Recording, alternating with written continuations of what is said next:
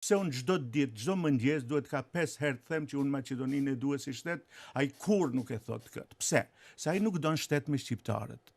Dashuria nuk është diçka që mund ta bësh si projekt. Të bësh ti projekte dhe thuaj kështu. Që ne do ardhmë ditë. Nuk ka të ardhmë. Si është të ardhmë në Maqedoni? Nuk ka të ardhmë. Do të ndahet Maqedonia Nuk ka të ardhmë. Nuk e di çfarë. Nuk e di. Ajo mund të jetojë edhe si Maqedonia e sotme nuk është projekt as edhe dëshirë, as e shqiptarëve, as e maqedonasve. Maqedonasit edhe jo populli, se populli unë kuedi, po elitat maqedonase nuk duan shtet përbashkët me shqiptarët. Po, duan ama ti të heshtish. Tjesh a mos dukesh. E mos më duhet ajo. Pra ju po thënë që nuk ka si shans që me ata krijojë ti lloj vetdije. Nëse doni mendimin tim që thash ajo nuk është kur një farë. Në Maqedoni ka për mu ende shtete të përkohshme, ende kufit e Maqedonisë në Ballkan nuk janë definuar.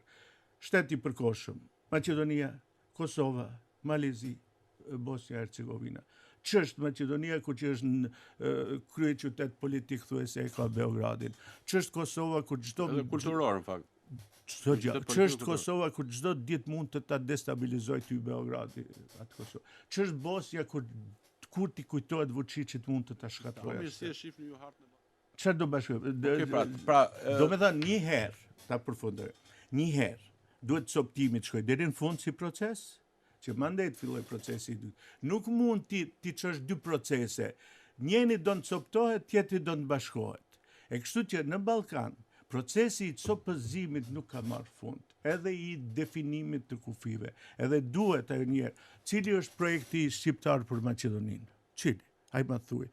Cili është projekti edhe për Kosovën mbar shqiptar? Ne skemi projekt për mbar shqiptarinë. Si mendoni ju të formulohet ky projekt? Edhe vetëm këtë floskule kanë që ne në Bruksel, po Brukseli nuk bashkon popuj. Brukseli është bashki shtetesh, jo popujsh. S'pari herë vjen në Maqedoni një ambasador që i ngjan më dhe o tant, që del edhe hapta si thot, që nuk mundet kjo, nuk mundet ligjin për gjuhët shqipe jo ta vinin në diskutim. Ato u shashtisën se s'janë mësuar. Se kështu i mësoi Shqipëria, se çonte ambasador të cilët shkonin vetëm ambasadori Mejdani. Mejdani, Denioni. Se para kësaj vinin ambasador ton që shkonin vetëm në për sunetie, në për dasma.